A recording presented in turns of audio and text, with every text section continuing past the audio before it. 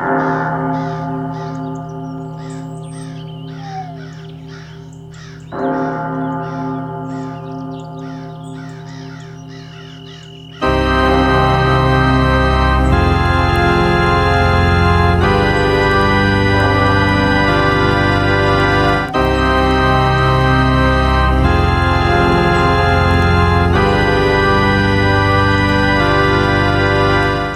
and welcome to the month of Spooky 2017. This is Ron and I'm your host for Ron's Amazing Stories. Well, the day has arrived. We've been teasing the new Go Stories with Sylvia for some time now, and today we finally get to go live. I don't know what more I can say about Sylvia other than she is truly one of the spookiest people I know. In a good way. I cannot begin to tell you how much I personally enjoy listening to Sylvia spin her amazing stories. It's truly something to look forward to. What impresses me the most is the research and care she takes while learning all the details that go with a particular story. That is what makes her books so good, and that's why you need to read one if you haven't done it. They are fantastic, and she is a very good writer. In today's show, we have some amazing stories. You will hear two brand new ones from our storyteller in Germany, Tom Williams. Also, Mike from Chicago is back with a wonderful tale about his grandfather, and I will tell you one from my days while in high school.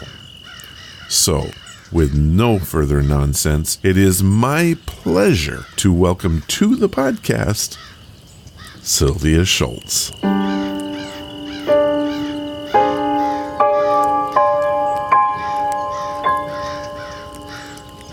Welcome to the podcast, Sylvia. It's a pleasure to have you back. Thank you so much, Ron. It's a joy to be here with you. It always is. You know, we have too much fun when we do this. Well, that's as it should be. I enjoy chatting about ghosts with people and sharing stories, and this is what I love to do. You know what's interesting is every year when I do this, my ratings go up. And it makes me believe that, well, why don't I do spooky all year around? Because people just seem to love it. And one of the things that they ask is, hey, you're going to have Sylvia back? And I say, she'll be back if she'll come, and she usually does. So here you are. Oh, that's very kind. I love your listeners. They're great. Now, but you have some exciting news for us, and I'm going to let you tell us all about it. Excellent. I do have some exciting news. I have a new book coming out. And I always like to say it's the most wonderful time of the year. Time for a new Sylvia Shults ghost book. This one is about haunted Christmas, called very succinctly Spirits of Christmas. And I have gone out and collected over 120 December and Christmas related ghost stories for you guys. That's incredible. Put them all together, and I'm going to share them with you. And this is something you're going to want to find under your tree. Now, I know you've told us before, but I know the listeners love to hear it. How do you get the stories? Oh, well, for this one, I was so pleased to be able to do this particular book because my method for this one was to glut myself on collections of true ghost stories and pick out the ones that happened in December and put them into my own book. I also did talk with people about if I knew that they had an experience that related to Christmas or something that happened in December. I said, hey, would you mind if I put your story in my book? So there are some personal experiences in there as well, but mostly it's stories from all over the world and through centuries of time. And it's just fun stories. That's great. Did you follow the same type of format that you did in the past where it's easy reading? You can read it for 5 minutes or you can read it for 5 hours. Yes, as a matter of fact, I did. this book quickly turned so big. It's much larger and longer than anything else that I have ever done. As a matter of fact, I'm very pleased about that, to have found so much material to share with people. So in order to make it a little easier to wade through, the book is going to be divided into certain sections. There's a section called We Wish You a Merry Christmas or Else, which which is about strange Christmas traditions, and some of them are verging on the macabre. There's something about the Wren boys who used to, this sounds horrifying, but they used to go out at Christmas time and kill wrens and put them in a decorated box, decorated with ribbons and stuff, and take it around caroling. That was a thing. Okay, that sounds awful. It does.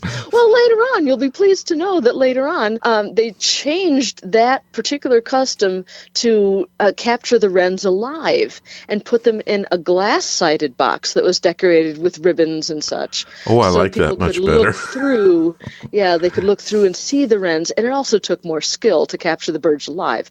And then after Christmas, you let the birds go, and that's wonderful. Wrens are the little small, cute ones, right? Yes, they are. They're the smallest bird in Europe, and it was considered just totally cowardly and awful to kill one, except at Christmas. Wow. Yeah. That's nuts. It is. There are different Christmas traditions. There's He Sees You When You're Sleeping is the section on Christmas monsters and demons. Okay, this is sending chills down my spine. other rogues, a gallery of Christmas. There is, I can't resist sharing a couple of stories with you. Okay, I'm the oldest daughter, and when I was a kid, I used to love stories, and I would do all this reading, and I read about the Swedish custom of St. Lucy's Day, or Santa Lucia, and the Swedish custom for this is for very early on St. Lucy's morning, which is December 13th, the oldest daughter of the household gets to put on a beautiful white dress with a red sash, and she carries a tray of saffron buns around to the members of the family to wake them up with something pleasant, and she gets to wear a crown of holly and 4 white lit candles. I thought this was the coolest thing when I was a kid. Oh, you did this as a child? No, I didn't. I wanted to. Oh. I read about this, and I said, I'm the oldest daughter. I'm even blonde. I could do this. I've got this, man. We never actually did it because we're not that Swedish. I mean, we're Swedish by heritage, but we're not, Swedish. We didn't eat lutefisk or anything. My great-grandmother did, but our generation didn't. So I'm reading about this, and I delved a little more into the traditions behind it, and it turns out that the reason they celebrate St. Lucia's Day is because she was an early Christian martyr. So her story is that she was very beautiful, and lots of men wanted to marry her, but St. Lucia just didn't want to get married. She just wanted to spend a life of quiet, holy contemplation. And there was one of her suitors that complimented her on her beautiful eyes. So Santa Lucia gouged her eyes out and sent them to him and said, please, take my eyes and leave the rest of me alone. Yeah. I wasn't expecting that. Neither was I. Okay, I don't want to play this role. Yeah, never mind. I'm good. Wow. So, due to that macabre, gory story, I put her along with the demons and terrifying characters of Christmas that are in the section, He Sees You When You're Sleeping. I have a section on tragedies that happen during the Christmas season. And then there's 'Tis the Season, which is any ghost story that happens in December. And It Came Upon a Midnight Clear, that is Christmas stories of Christmas Eve and Christmas Day. Ghost stories of Christmas Eve and Christmas Day. Now, you told me when we were chatting beforehand that this book is so fresh that you actually mailed it out, I believe, Thursday night. I finished proofreading it Thursday night. My husband tells me that I stayed up till 3 o'clock in the morning. After I stay up past like 11:30, I just don't want to know what time it is. So he came up to where I was working on my computer and he said, "Honey, do you know what time it is?" I said, "Don't tell me. I don't want to know. Just don't tell me." And it was about half an hour after that I finished proofreading it and making sure it was excellent for you guys. And then I came downstairs to tell him that I was headed off to bed. And a couple days later, I said, "By the way, honey, exactly how late was I up that night?" He said, "Well, it was about 3 o'clock. So, yes, it was Friday morning when I actually hit send to turn it into a print book and an ebook. And so now the big question is, when do we get it? Oh, I haven't heard yet. Oh. I have not heard yet from either of the publishers as to when the exact date will be, but it'll be sometime during the first half of November. Oh, so I was thinking it would be perfect for it to come out right at the end of November, start of December.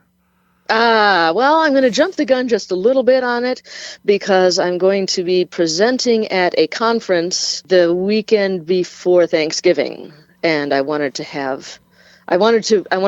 do the Christmas presentation then, so I wanted to have books available. So I went down on my knees and begged my publisher to make it available the first half of November, and he said, "Yep, that's doable."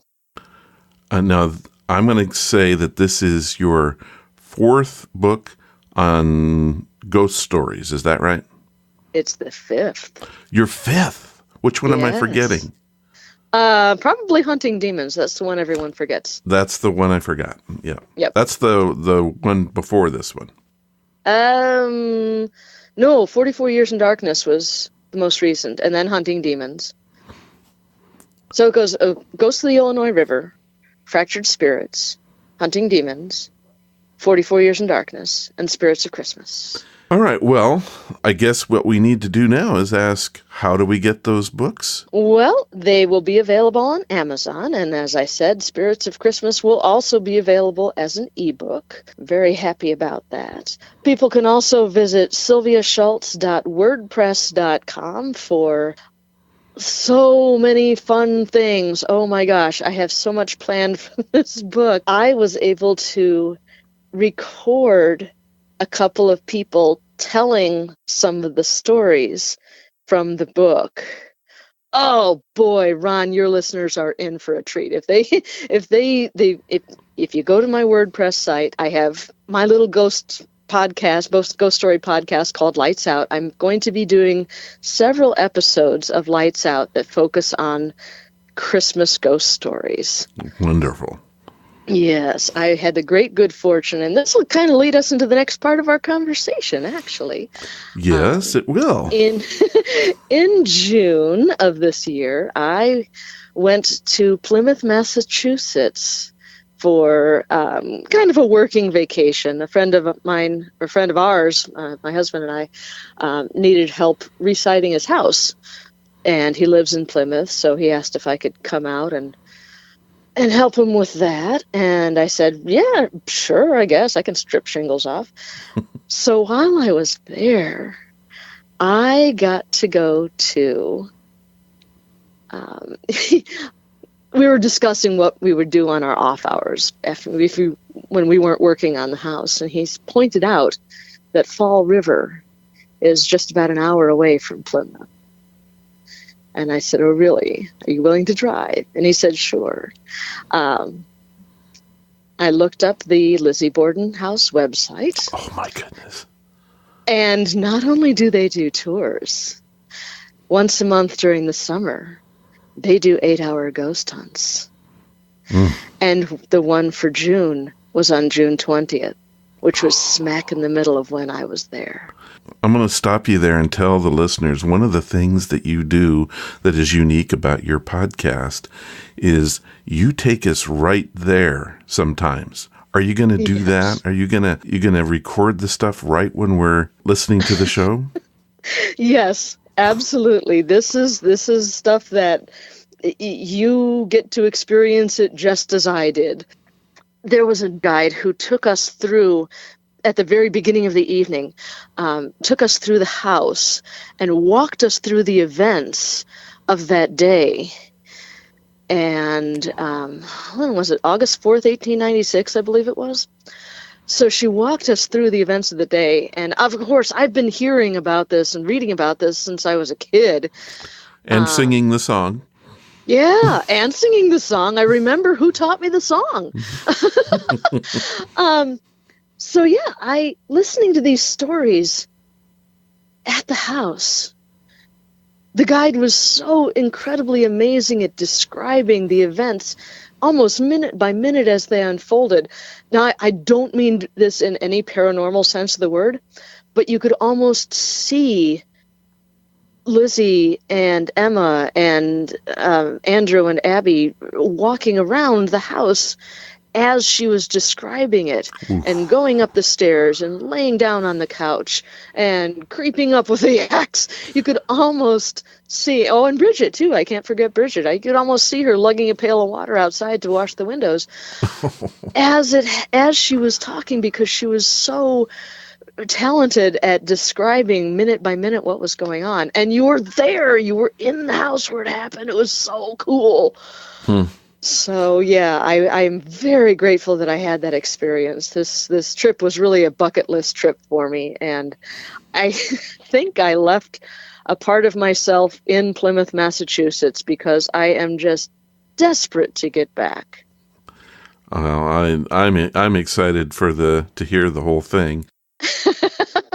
I promise it'll be redone. I also got to go on a ghost hunt through the streets of Plymouth. I did. Well, it wasn't really a ghost hunt. It was a ghost tour. So we were on the ghost tour, and we had a fantastic guide for this, Janice Williams, and she is just so... You think I'm a good storyteller. Janice just is great. She really gets into it, really enjoys her storytelling. And she was in front of the courthouse sharing a story. And she mentioned that it started, the story took place over, the events took place over several days, but it started Christmas Eve. And I said, hold up. I just wanted to make sure I heard you correctly, because I was recording. I was able to record that. I was planning on making a lights out of that. As a matter of fact, that's going to be the next edition, the next episode that's up, is this general tour.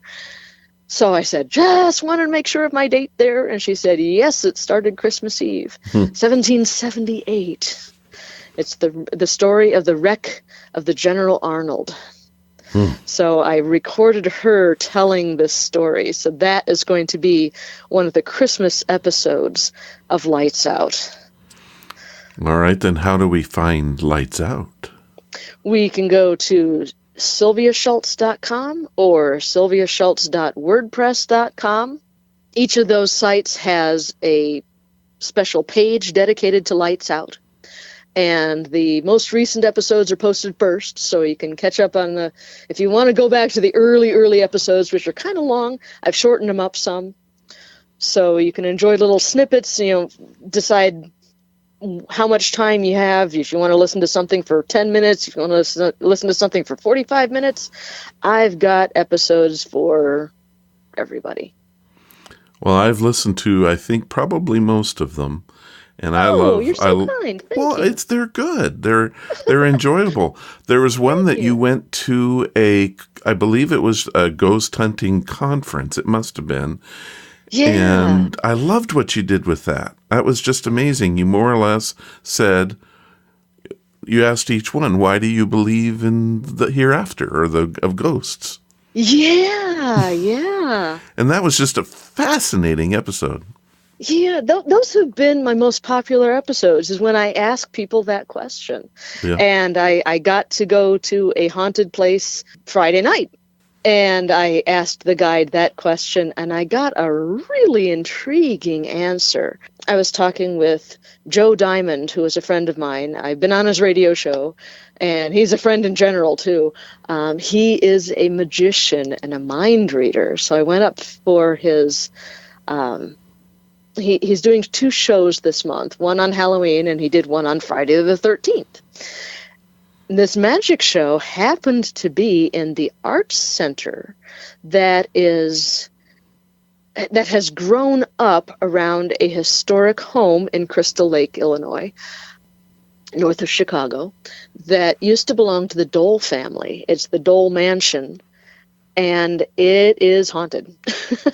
So after the show, we got to take a flashlight tour of this mansion. At the end of the tour, I asked Joe, I knew of his interest in magic, of course, but I realized during the tour when he was talking that he also has a very keen interest in the supernatural and the paranormal. We talked about the difference between normal and paranormal and what makes it paranormal. So I asked him the question, and that led to a discussion among several people that were standing around on the tours, and I was able to capture that, and it was a really neat little conversation. Or that, folks, is what we call a teaser in the business. Yes. All right. Well, Sylvia, I didn't bring you here just to talk about your ghost hunting. We have a tradition to fulfill, and I think it's high time we get to it. Oh, let's do. All right. Well, do you mind if I start? Go ahead. Well, I'm going to start with a story, and it's actually 2 stories, sorry, but they go together, and they're from the same person. Now, Tom Williams, he's all the way from Berlin, Germany, although he was born here in the United States. And he has sent us several stories throughout the last year and has become an avid podcast listener, and I just love to tell his stories. So I've got 2 of them that from him, and I'm just going to go ahead and read his email. Tom Williams from Berlin, Germany. Splendid. Tom, tell us a story. All right. Hello again, Ron and family. Needless to say, I have truly enjoyed the October series. You have asked for stories to match with the season, so here we go. My grandmother was very sick and in her final days.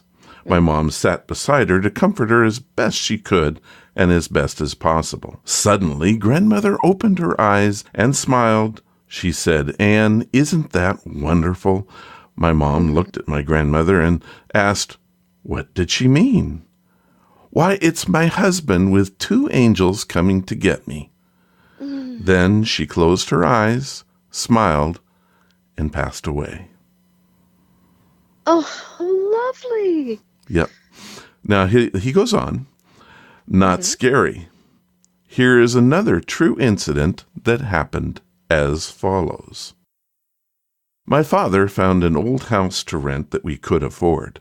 It was an old wooden house, rather run down. We were living there for a few days when the neighbor came over to say hello to my mom. "How do you find the house?" she asked. "Well," Mom said, "it's not bad, but there's a stain on the kitchen wall I just can't seem to scrub away." "Oh," said the neighbor, "that's probably where the husband killed his wife." She said this rather matter-of-factly. "Didn't you know?" This shocked my mom a bit, but since we couldn't afford to move again, she was determined to stay. A few evenings later, we were sitting in the swing on the front porch with our relatives who came to visit. It was one of those hot southern nights with no wind. We were just sitting there hoping for at least a small breeze. Suddenly, from under the porch came a ball of what looked like smoke. It was somewhat transparent and as large as a beach ball. Oh. It moved to a small bush several feet from the porch and stopped. Mom grabbed me by the hand, and as the object turned to return to the porch, Mom said, "Let's get in the house." Needless to say, Mom made Dad find us a new place within days. Have a happy Halloween, Tom. Oh, Tom, happy Halloween. I can just imagine that scene. And I might have been running. Oh, man. Yeah. Well, thank you, Tom. Once again, you've come through, and I surely do love your stories. Oh, thank you, Tom, for sharing that. You soothed us with the first one, and then you made us sit up a little straighter with the second one. Love it. All right, you're up, Sylvia. What do you got for me? Oh, goodness. Well, I will share with you that something that happened very, very recently, a couple of nights ago, as a matter of fact. I was going through the Dole Mansion. The house has 3 floors. There's an art gallery set up on the first floor. And then the second floors were the family's bedrooms. And then the third floor is an attic. And the rooms are shaped like attics, but they're very, very tall ceilings. They've got to be 8 or 9 foot ceilings. So it feels like an attic, but it feels expansive and spacious and wonderful. The stairway between the second and third floors is a spiral staircase with kind of inset shelves halfway and like a third of the way and two-thirds of the way up the stair. And our guide, Joe Diamond, said, can anyone tell me what these are for? And somebody said, well, they look like, places to display art, statuary, whatnot. And somebody said, well, did you put a mirror in there? And he said, no, it looks like a place to display statuary, but it is not. They would hold funerals up in the attic room. Yike. And he pointed out which room they held the funerals in. And I don't know why they didn't hold them on the first floor, because they had to take the coffins up this winding staircase. And that's the reason they cut these portals in, so that they could wedge the coffin up this spiral staircase. It was the weirdest thing. But that's not the story I have. The story I have is that we were going through the tour and running around the house. It was completely dark. We just had flashlights, so we were finding our way in the dark. And we were up on the top floor, and I was in the room opposite the one in which they held the funerals. So I went in the room, and there were a couple other people in there taking photographs. We could take any photographs we want. As I stepped out of that room, I stepped across the door lintel. There wasn't anyone within arm's length of me. And all of a sudden, something flashed past my face. Oh. I shook my head and stepped back a bit, and I said to myself, "What did I catch somebody's flashlight beam out of the corner of my eye? Did I catch a shadow out of the corner of my eye? What just happened?" But I felt the wind of something going past my face. Wow. That was very, very strange. So I'm still not sure what that was. Well, you just sent chills down my spine again. Well, good. I'm glad you found some entertainment in it. It was just something that happened very quickly, and I still don't know what it was. It was just right past my face. Well, while you were talking, I have a question. Yeah.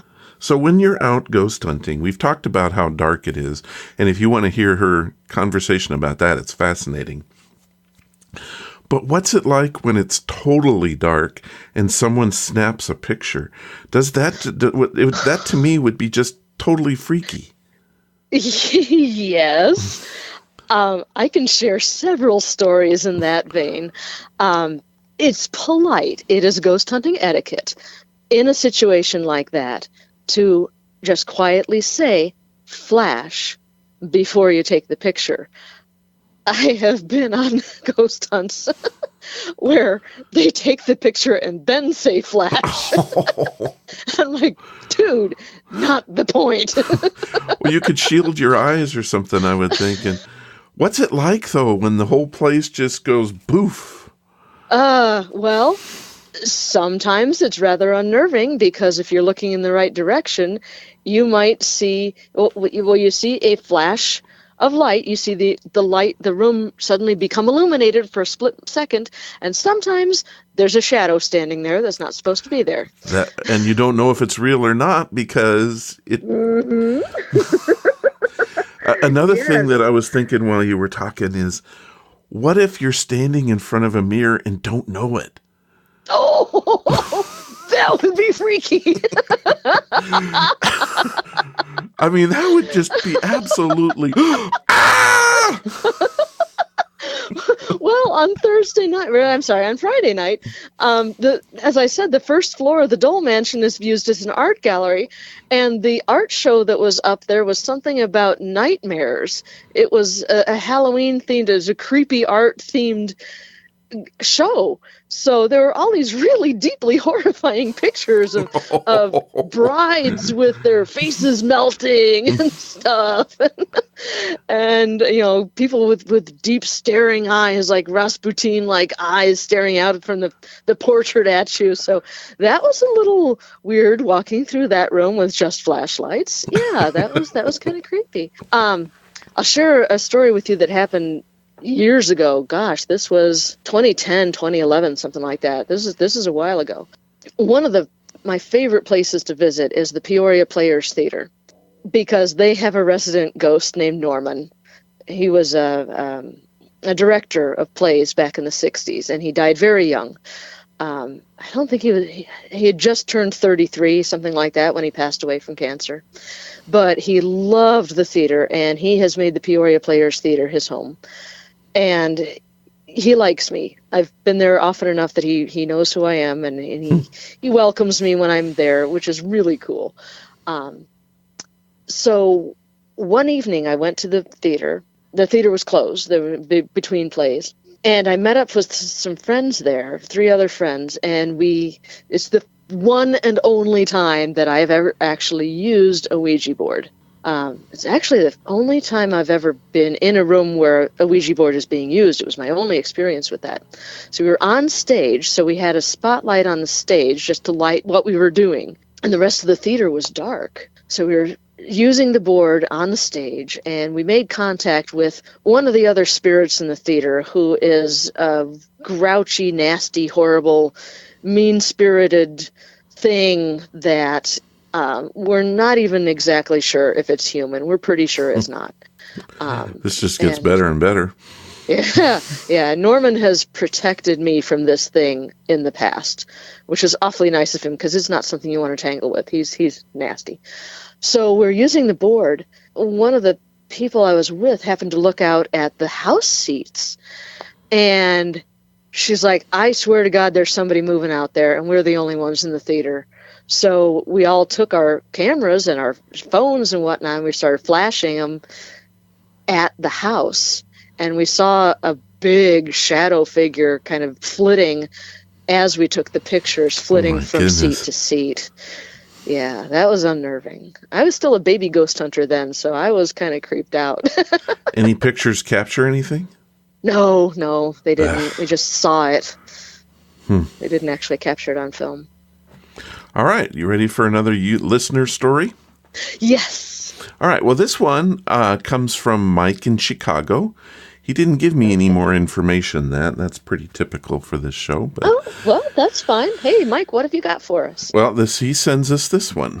He says, my grandfather told me this story about one time he was sitting in a chair in front of the house when he heard his wife repeatedly calling him from inside the house.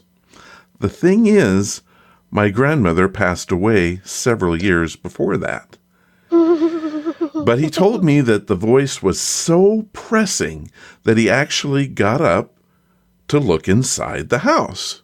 As soon as he got inside, he heard a loud crash from behind him and turned around to see that the chair he had been sitting in moments ago had been crushed by a cast iron gutter that had fell on it. If he hadn't come inside the house when he did, he would have been seriously injured. I don't know if it's paranormal or not, but every time I think about it, it sends chills down my spine. Mike from Chicago. Well, Mike, you just sent chills down my spine while I was reading it. Me too. I'm sitting here with this huge grin on my face going, wow, that's great. And again, I say, Mike, thank you so much for sending your story in. Very Halloween appropriate. Oh, Mike, thank you. That was great. All right, Sylvia, do you have another one for us?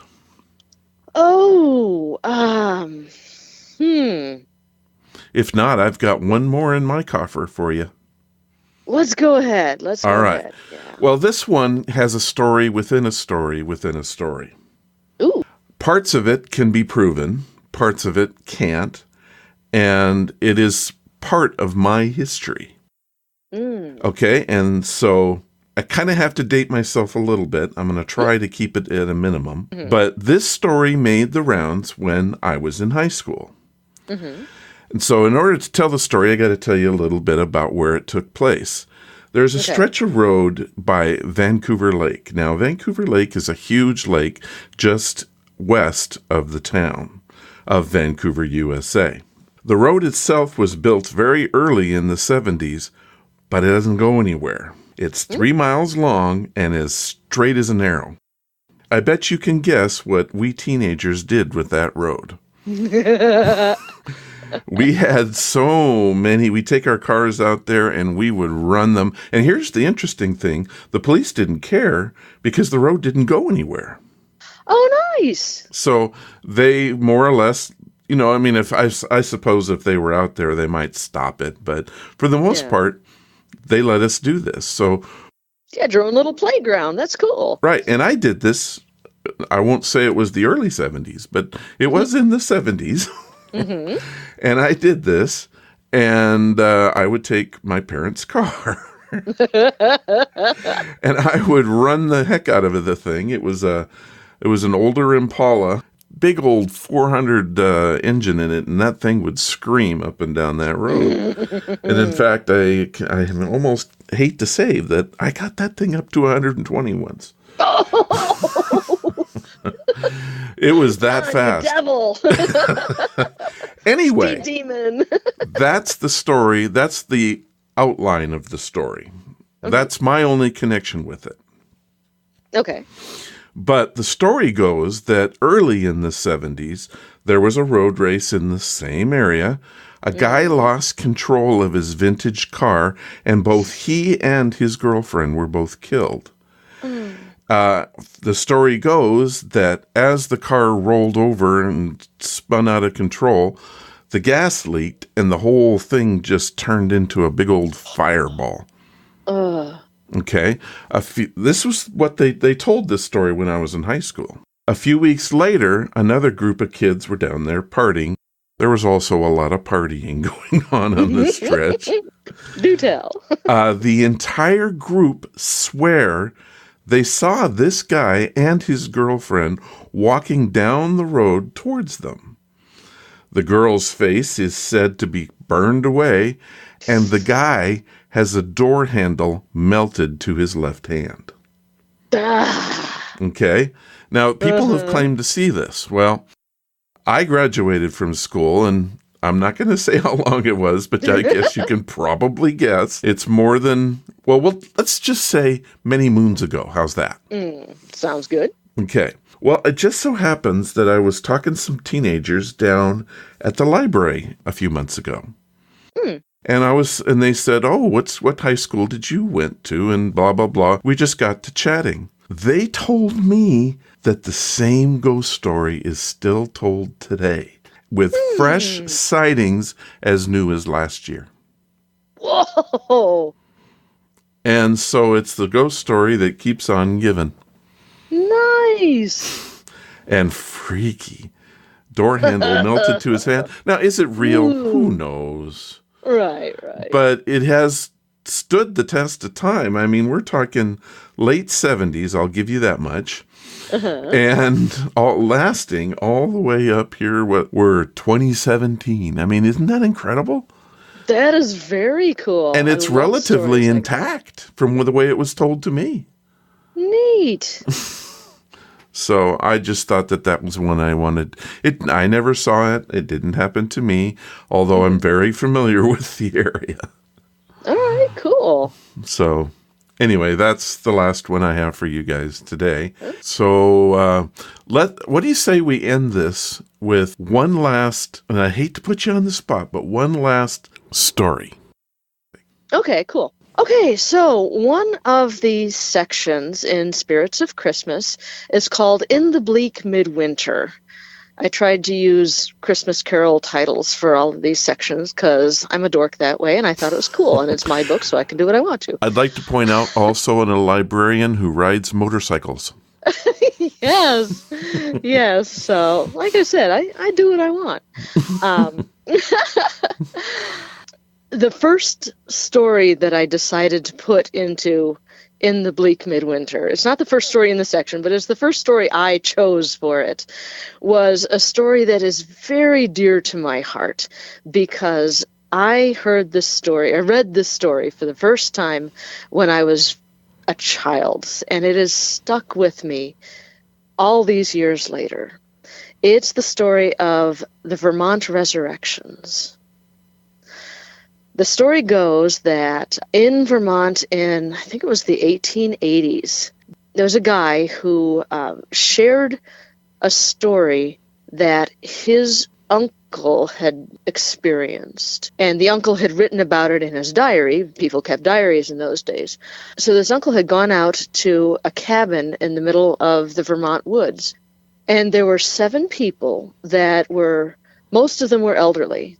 One of them was just a guy in his late 30s, early 40s, who was just in poor health. And the thing was that these poor Vermont Hill people couldn't afford to feed these elderly folks and this sickly guy through the winter. So they hit upon a solution that was part Vermont folk magic and part Vermont folk medicine and part just outright weirdness. They had the 7 folks in a cabin, and they gave them something to drink that kind of drugged them. And as soon as these folks were just nodding off, they stripped them down to their underwear, and they took them outside.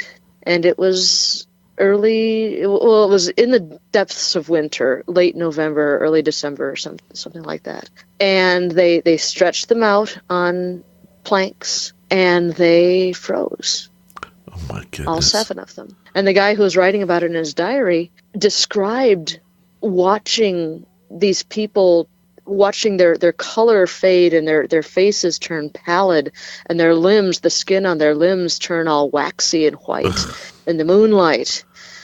And he said, I stood out there and I watched this scene for as long as I could, and I just couldn't stand it anymore. And I went back inside and I got warm, but man, the chill of that it just stayed with me, just sunk right into my bones, and just really stayed with me. So one guy went out and looked at the bodies and said, okay, they're ready. And they stacked them up. They didn't stack them up. They laid them side by side in a hole, and they covered their faces with pieces of cloth, and then they packed the hole with straw and laid branches on top to keep predators out, and walked away and left it. One of the ladies, the wife of the sickly guy, said, well, we're going to need our menfolk come planting season, so if you want to see something really neat, come back in May. And they walked away, and they left these 7 frozen bodies to the depths of a Vermont winter. The snow piled 25 feet high over this grave, this mass grave. And the guy is like, all right, I got to see this. So he comes back in May. The snow has melted, and they take the branches off, and they brush the straw away, and they take out these bodies that are still on the planks, and they have 7 tubs full of warm water, and they put hemlock boughs in the tubs, so it kind of makes like a tea, like the water is kind of tea colored, and they put a body in each tub, and they pour hot water in, and until the guy said it was just hot enough for me not to want to hold my hand in it. It was really, really a little over bath temperature. And they watched, and slowly the color started to come back into these people's faces, and their limbs started to get more flexible. And the people standing by reached into the water, and they started, patting the limbs and rubbing them to bring circulation back. And eventually the people blinked and opened their eyes, and oh my goodness. And somebody had some spirits, some whiskey or brandy or something, and they fed them a little bit of alcohol to revive them and waken them up. And pretty soon these people were walking around and perfectly healthy and refreshed from their months-long nap. That's incredible. Yeah. I've never been able to figure out whether that was something that was a common practice or it was just this one incident that happened. I've never been able to discover that. In the 1930s, Judson Hale was the editor of Yankee Magazine. But he was the editor, and he found this story, and he reprinted it in his magazine, and he went out to the area where it had happened. And he was trying to find some folklore, people who remembered it. And everyone was like, oh, yeah, that was a thing. So he asked this husband and wife, he goes, do you really believe this actually happened? And the husband was like, oh, yeah, absolutely. It happened. No question about that. And the wife is like, the only part I doubt is the thawing out. Yeah. Wow, that's crazy, man. When I was in 5th grade, I spent a lot of time at my grandmother's house, and she had books all over the place. And one of them was, I remember it had a black and purple, creepy-looking cover, and it was called Weird New England. So, yeah. I would put that weird and creepy New England. Yeah, it was Mysterious New England. That's what it was. And it was stories from Vermont Magazine. So, and that's how it made it into the book, is by virtue of having been printed in this magazine. So, yeah, and that made such an impression on me when I was in 5th grade. I can imagine. that was the story that leapt to the forefront of my mind when I decided to make a section in the Christmas book that is just not necessarily Christmas, but weird and creepy things that happen in the depths of winter. That sounds like something you would tell your children if you said, now, if you don't want to be frozen, you make sure you do your chores. Eat your broccoli or else. Oh, man, what an awful, awful thing. Oh, I guess I don't know. It had a good ending, I guess, but... Apparently so. That's crazy. That is absolutely insane. Well, on that... one more time, Sylvia, how can people find you, and what do they need to do to get your books? One more time. Well, they can find me at sylviashults.wordpress.com, and be on the lookout for the new book, Spirits of Christmas, coming out early November, in plenty of time for your Christmas shopping. The book will be available on Amazon. It'll be available, I'll give... ordering information on the website. And the neat thing about Spirits of Christmas is that I'm going to be posting some stories on the WordPress site, and I'll be posting some lights out episodes that have to do with the stories in the book. I have recorded people sharing their stories, and it's gonna be awesome.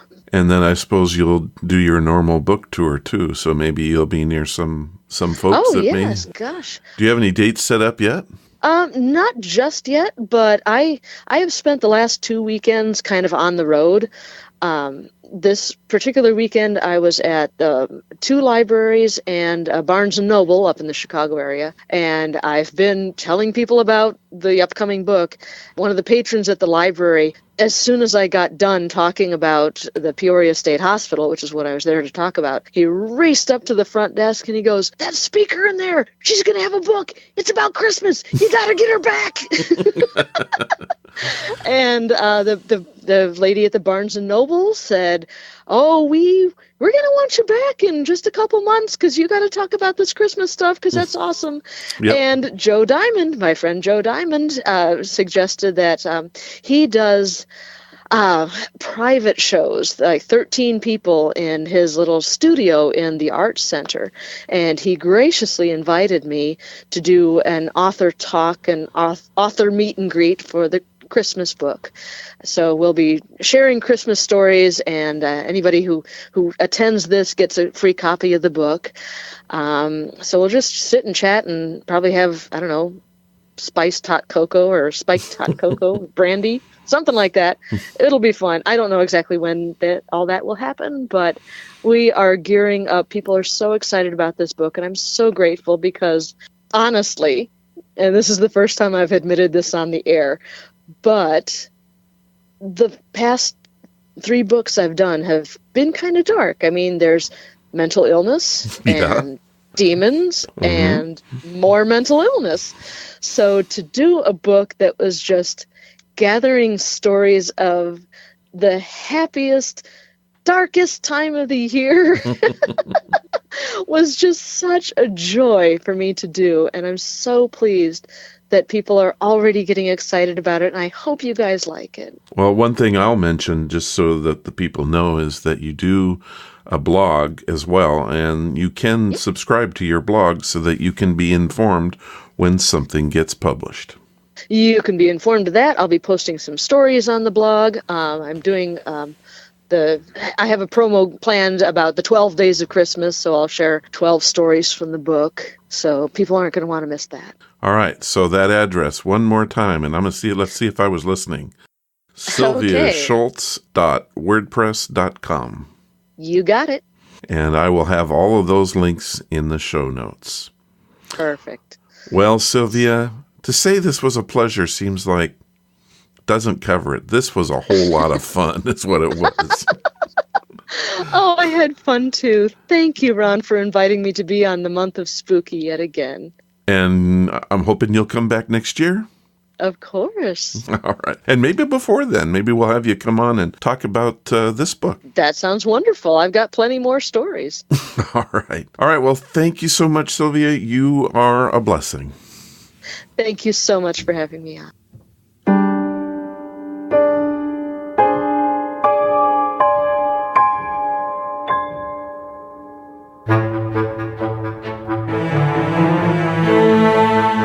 I want to thank Sylvia for being with us today. Sylvia, you are the best, and I cannot wait until next year. Coming up on November 2nd, I hope to have the Horror Express number 19 with Jason Dowd. Jason and I have so much planned for this show, and it's my hope that my health supports it.